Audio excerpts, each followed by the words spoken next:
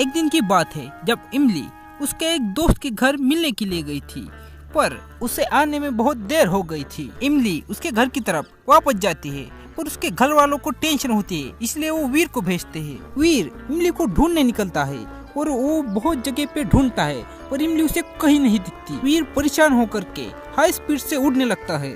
इधर दूसरी तरफ इमली घर जाना चाहती थी पर घर का रास्ता ही भूल गई थी। उसे कुछ समझ नहीं आ रहा था कि वो अब क्या करे और उसे बहुत जोर की प्यास भी लगी हुई थी। वो आगे जाती है और देखती है कि आगे कुआं था। उस कुएं के पास एक बर्तन भी था और वो कुआं बहुत बड़ा था। इमली उस कुएं की तरफ दौड़ती है और दौड़ती हुई उस कुएं पर खड़ी हो जाती है और फिर इमली खड़ी होकर के उस कुएं में झांकती है कि उसमें पानी है या नहीं। वो कुएं की तरफ देखती, उसका पैर फिसल जाता है और वो कुएं में गिर जाती है। फिर कुछ देर बाद वही डायरेक्शन में वीर भी आता है और वीर को इमली की आवाज सुनाई देती है और वीर आगे देखने लगता है। वीर को कुएं में इमली दिख गई थी और फिर वीर आता है और उस कुएं पर खड़ा हो जाता है।